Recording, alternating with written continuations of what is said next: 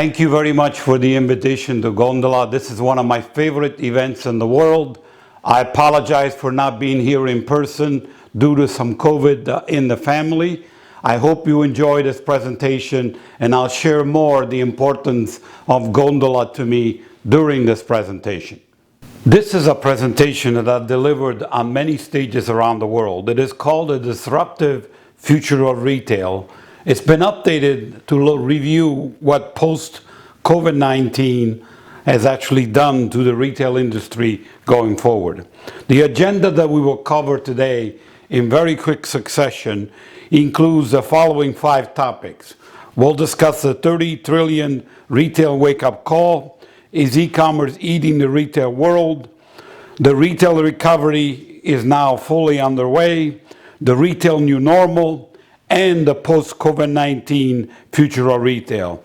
Notice in the pictures that Cartagena appeared. I actually was on the same stage back in 2015, and it actually still remains one of my favorite presentations that I've ever delivered around the world. So let me jump right in. First of all, worldwide, all trends currently indicate that we are working towards very aggressive growth both in 2021 and 2022. China leads the world with 8.5% growth this year and 5.8% growth next year. You can see Turkey is number 2. There are 2 Latin America countries in the top 10, and they are Argentina and Mexico. The G20 largest economies have very robust growth this year of 6.1%. And you can see India has very aggressive growth, especially in 2022 and 9.9%. Latin America was one of the hardest impacted regions of all the world, and you can see that in this chart.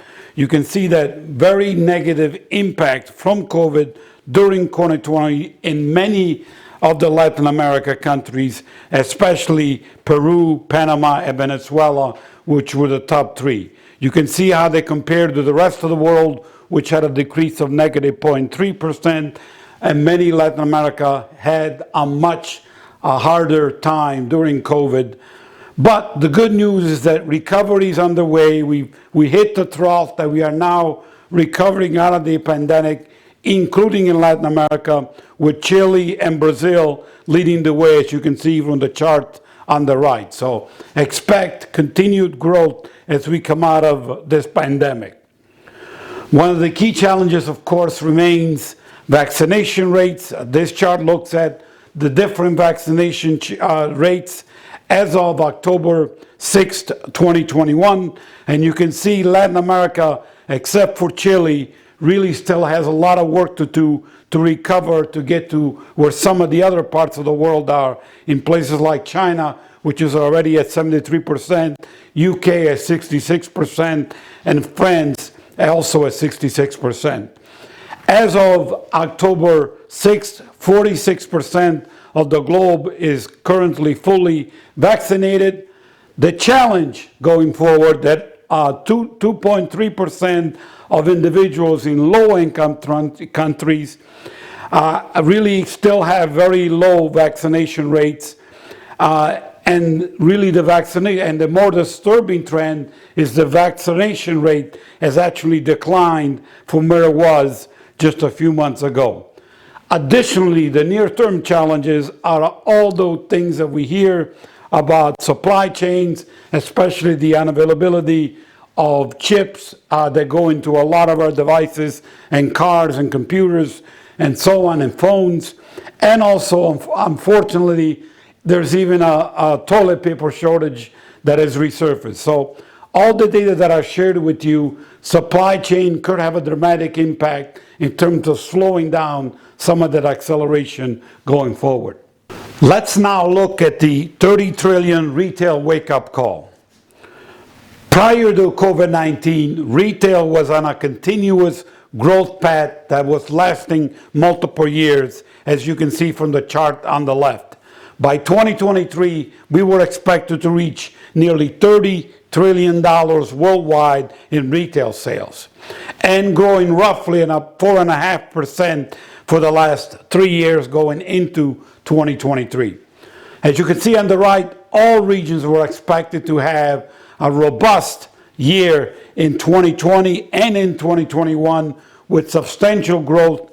Even Latin America was expected to really have accelerated growth in 2021, really beating Western Europe, which has been struggling for a while.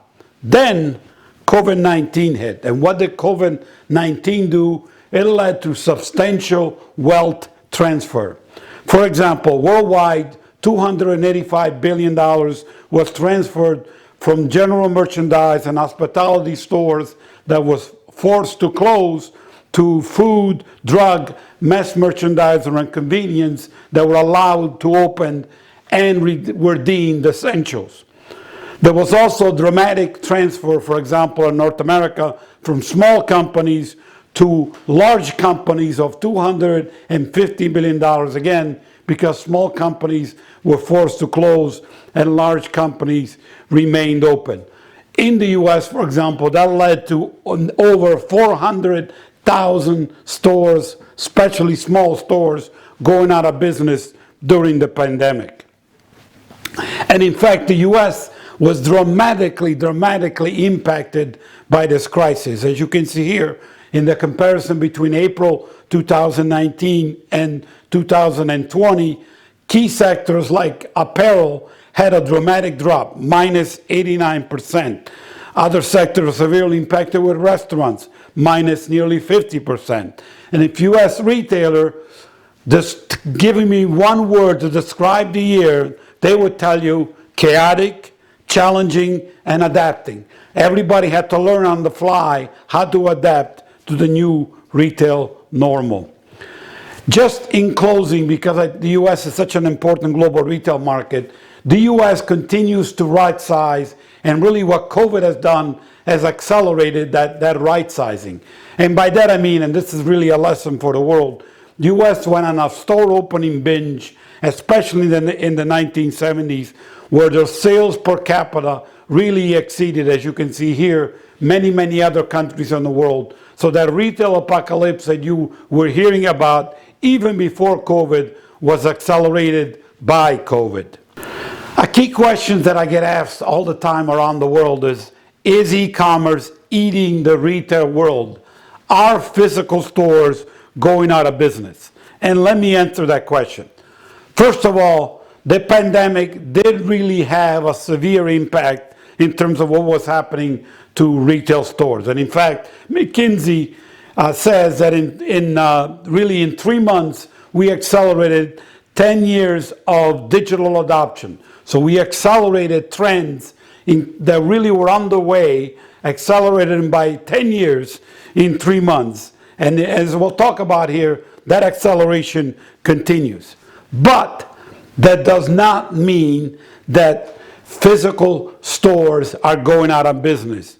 Quite the opposite. They're going to become and continue to be an important asset to all retailers worldwide. As you can see from the chart of the left, retail sales, e-commerce spiked in 2020 to 27% growth, but they declined by 2024 in terms of growing 8%. And as you can also see, the percent of retail sales that they represent in 2023 is only about 22%, which means that roughly 80% of retail sales will still take place in physical stores. Same is true in Latin America, as you can see on the right. In Latin America, the spike in 2020 was even higher. You can see a dramatic 63%, but it is also declining as we go forward in future years. So physical stores are not dying, but they are changing. And the reason they're not dying is that really we are social beings. We like the experience of touching, of going into stores. Plus, I believe that the online experience really isn't that perfect in terms of the interactions that we have with consumers, being able to touch, feel, and engage with people inside the stores. And if you ask consumers, what did you miss during the pandemic, you can see a high percentage miss that social interactions. In the US, it was 79%. You can see what it was in some parts of Europe, over 80%, and even in Germany, about 70%. In other words, we love our stores. What COVID has done is really accelerated and differentiated how we shop in stores. So all types of new services emerge, such as buy online, pick up in stores, collect orders from inside the stores, return orders bought online to the stores. And you can see these services were really welcomed by retailers. The physical store itself became a very important asset to make these services very efficient. And this chart that I'm showing you now is the reason why that needs to continue.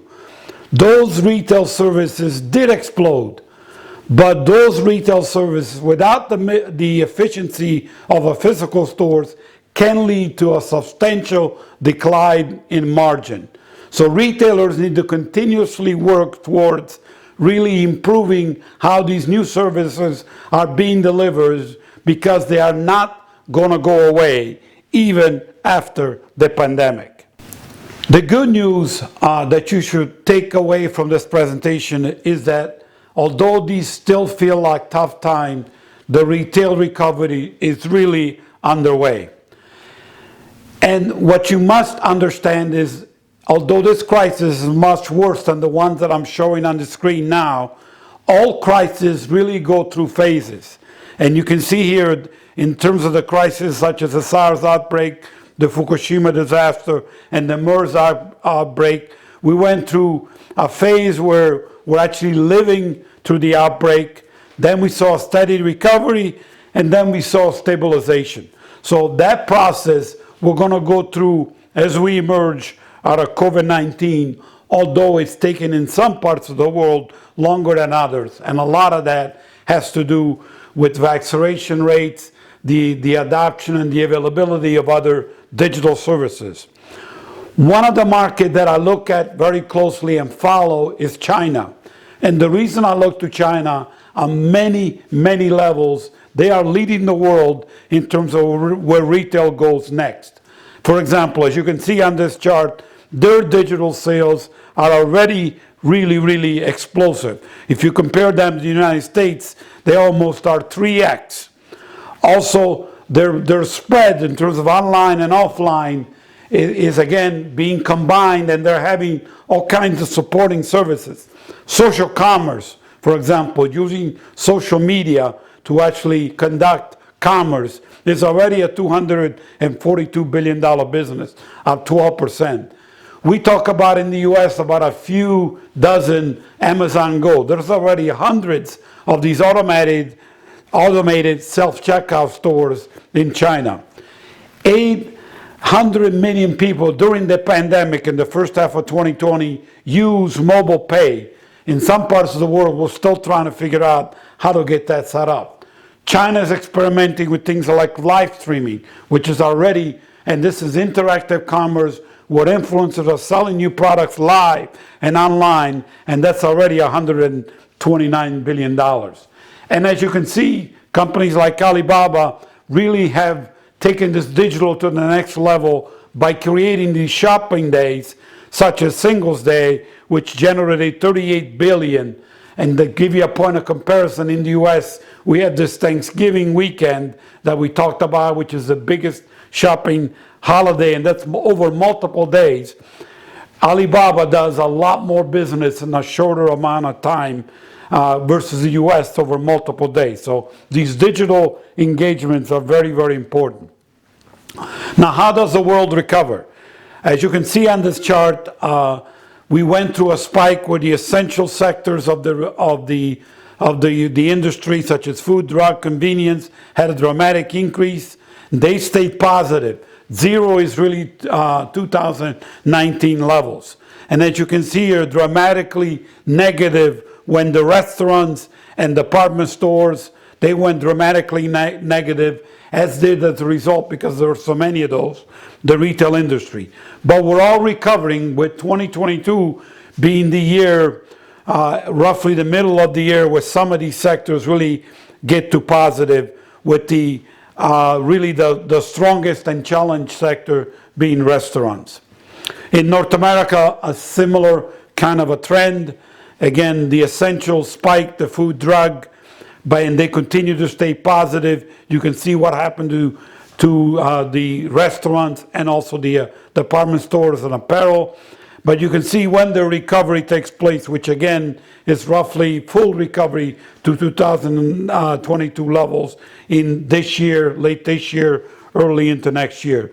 And this is Latin America. One thing you should take away from this chart is that Latin America, again, was severely hit. So these curves are much more dramatic, but they all point to one thing, which is recovery.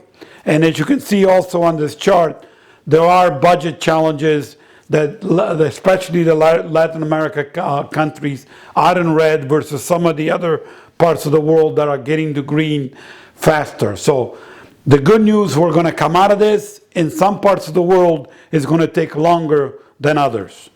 Now let's talk about the retail new normal and where do we go from here. Let me start with the initial forecasts that are already to come out worldwide in terms of what's going to happen for the holiday season.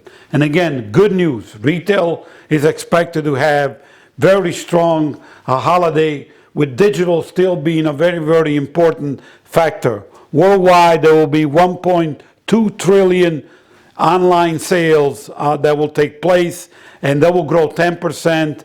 US, as a comparison, is growing 7%.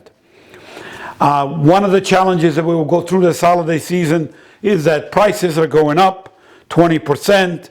And as you can see here, we're also shopping earlier, much earlier. As you can see worldwide, during the November timeframe, we're shopping $141 billion already. And also, as you can see on this chart, online and social referrals continue to be a key part in terms of how consumers want to engage with stores. So that digital to physical linkage is becoming much more important, and really retailers need to figure out ways to step up their social loyalty program. So this is the year. Success really depends about thinking differently about how you connect to consumers, and social media and other ways are becoming much more important. But the good news in the US, for example, for the holiday season, we're expecting 7 to 9% growth, reaching $800 billion. So it's expected to be a better year. But right now we're dealing with a lot of shortages that are taking place in supply chain that might put a crimp on all those forecasted growth. Now, what did COVID-19 do to the retail industry? Well, what it did, it really accelerated trends that were already underway, and it worsened others that were actually taking place already. Prior to the pandemic, we were already talking about challenges in places like apparel stores and department stores, also retail electronics moving more online. You can see those are on the left. But Amazon was already getting strong worldwide. Online grocery was trying to figure out its place.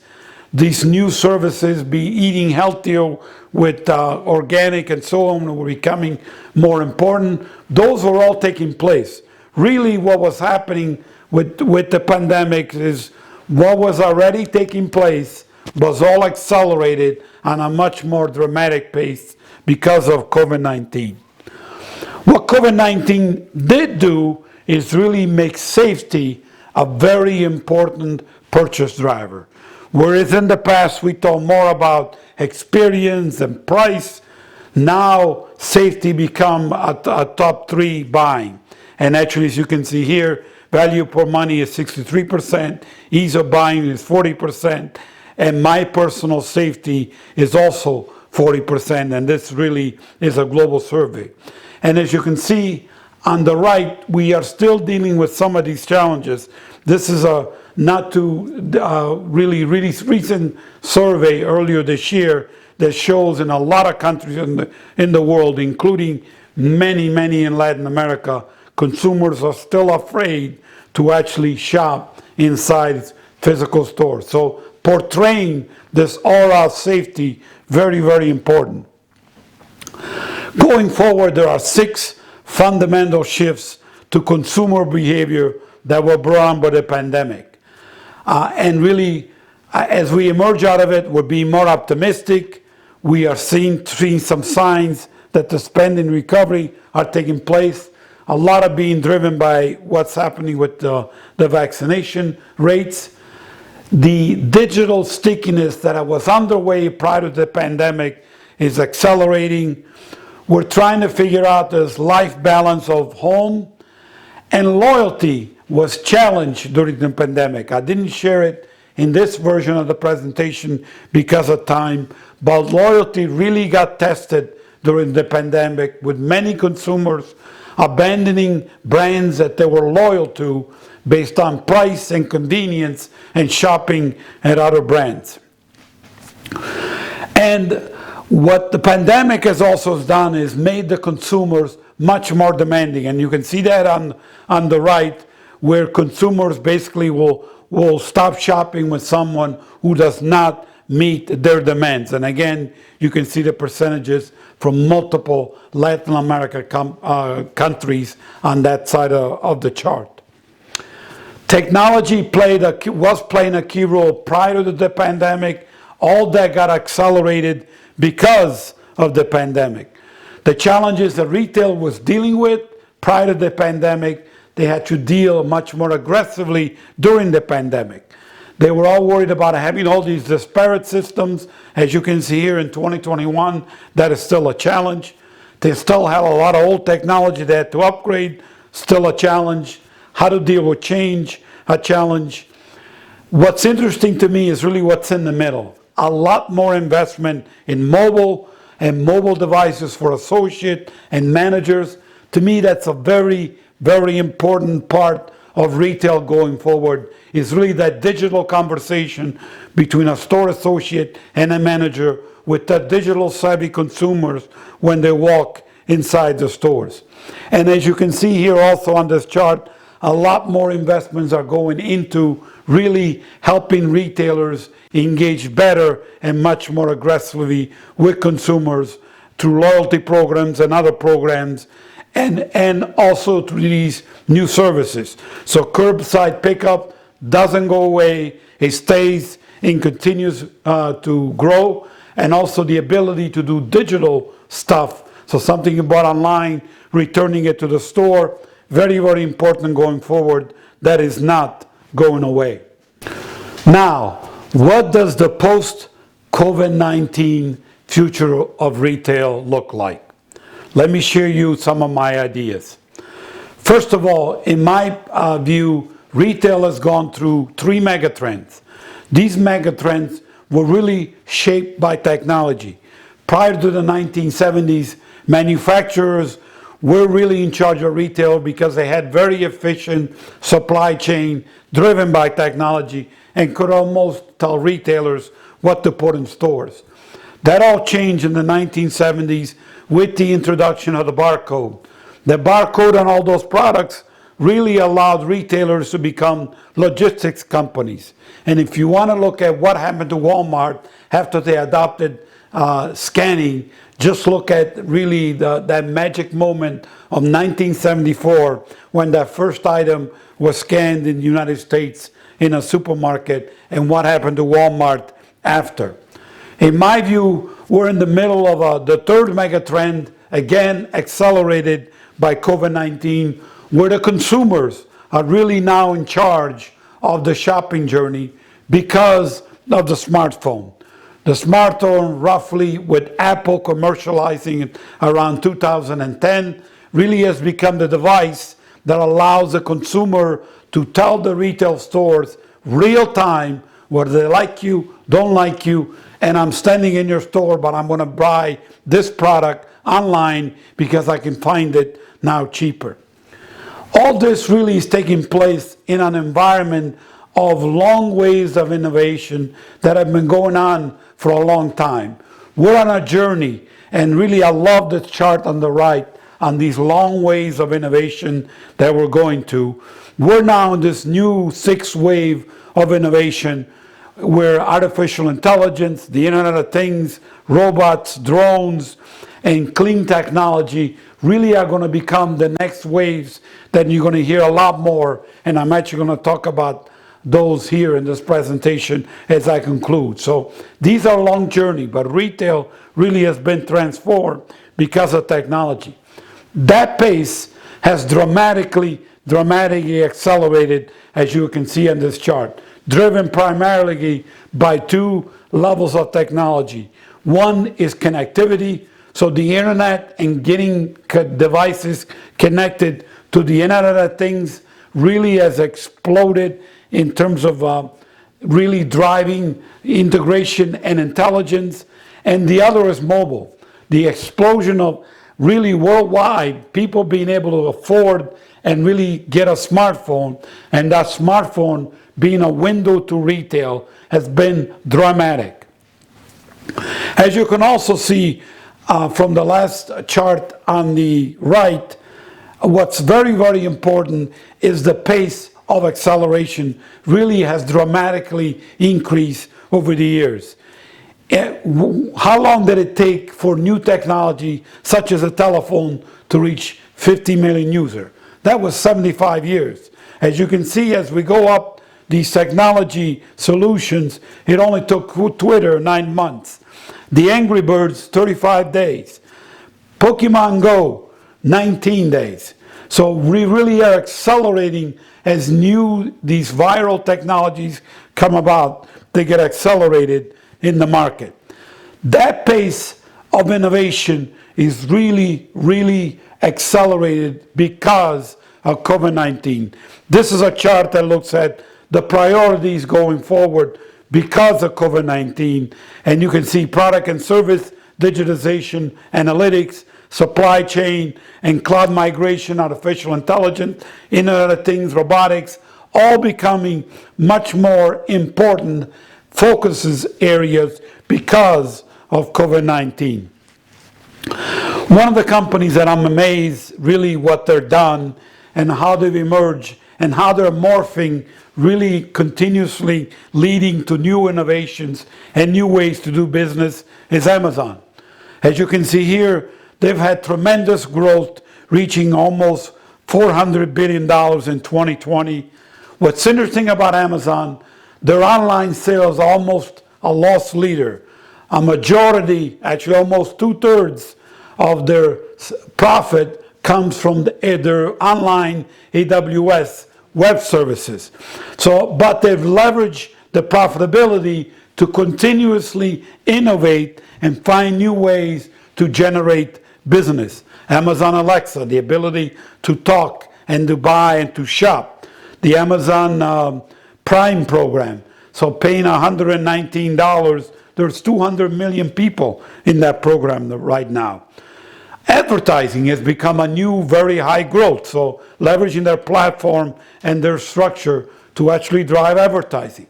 To drive engagement, they started Prime Video, which has millions and millions of users. What's very interesting to me, they've also realized the importance of physical stores. Physical stores are really the key thing that Amazon is desperately also trying to expand. They acquired Whole Foods in the United States. They're opening a separate supermarket chain outside of Whole Foods, and they're also rumored that soon they'll be opening department stores, while they've also have opened these Amazon Go automated stores. Physical stores are an important component. Why? They get those products closer to the consumers, cutting costs, adding more profitabilities. Again, for the sake of time, I didn't include it in this presentation. The most profitable place for a retailer is actually the physical stores. Amazon is spending over $15 billion on innovation, and it's more than a lot of those retailers you see here, the brands on the right. They would have to spend, it's equivalent to all those companies. and they would have to spend that really a lot more money to actually match the amount of investment that Amazon is actually placing in terms of innovation. And that's a key message. Innovation is a key driver of the future of retail. Frictionless commerce, the ability to engage with stores with technology such as Amazon Go, is not going to go away. It's actually going to dramatically increase.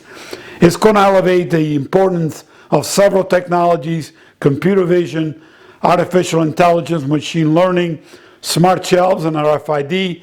Those will dramatically increase going forward. Ultimately, those all do cause some issues. So, for example, shrink or retail shrink becomes a problem. Again, in this presentation, I will not go into details of that. I can address that later if you have some questions. Connected devices. Really, this Internet of Things continues to explode. And as you can see here on this chart, RFID, which is the gray, dramatically continues to expand, with many retailers taking that adoption to the next level. Why? Inventory distortion, which is having out of stocks and overstocks, buying too many or not having enough, is a major problem around the world. It's actually $1.8 trillion problem around the world. And as you can see, it's a problem that needs to be addressed going forward. And in fact, COVID-19 made it even more important, because if you didn't have the goods, that's what allowed really those consumers to say, hey, I was loyal to you, but you don't have my product, I'm going to move on. Also, as you can see on this chart, the RFID adoption continues to explode. As we go forward, more of this technology will move to the edge, so devices themselves will become much smarter. We'll see a lot more microservices architecture that deliver a lot more intelligence. A lot of it will be targeted at these new services. So the physical stores that was inside the store will move to the parking lot, and you'll see a lot more applications inside the parking lot. You will also see, again, computer vision explode going forward. It was already there. We just didn't call it computer vision. But autonomous vehicles, inventory visibility, autonomous stores, facial recognition, even theft prevention are all moving towards using cameras. And in fact, in 2021, there will be 1 billion cameras installed around the world. All those cameras have become data capture devices that will deliver a lot of intelligence. So in summary, what does the store of the future look like? To me, the store of the future really has a lot more intensive data analysis and data collection. Everything inside the store, including the products, will carry data intelligence. All that data will explode and go through intelligent filters. Some of these I've explained here: computer vision, artificial intelligence, machine learning, big data, and even eventually facial recognition after we address more of the privacy issues. All of it gets targeted at creating these immersive experiences. The magic of retail is when a passionate consumer, that I call a brand ambassador, meets a passionate store associate that I also call a brand ambassador, and they have that conversation in the store that really leads to a very bright future of retail. That conversation, in a lot of ways, is digital in nature, so digital devices and technology are very important. In closing, for retailers, there are 5 key strategies that they need to pay attention to because and the accelerated pace that happened with COVID-19. Those 5 strategies are harmonizing retail channels between online and offline, driving more frictionless commerce, more self-service, more self-checkout. Those will continue to increase. Digitally empowering associates with mobile tools and other devices so they can have that conversation with consumers that are also digital savvy. Getting their inventory under control and getting to near perfect enterprise inventory visibility. and ultimately driving it all towards real-time analytics and engagements to improve the customer experiences. Near term to mid-term, three technologies elevate in importance. To me, they're edge computing, the Internet of Things, especially as the store center, and computer vision. And all of it, and I mean all of it, and I mean all of it, is geared at creating these immersive experiences and creating consumers as brand ambassadors that are loyal to the retailers and will return over and over again. Thank you once again for allowing me to be here with you today for this presentation. I apologize that it's virtual. I promise that I'll be back in Colombia. It's a very important country. I have a lot to learn from you as retailers and also solution providers. So I will be back. My contact details are part of this presentation, which will also be shared. For now, thank you and see you next time.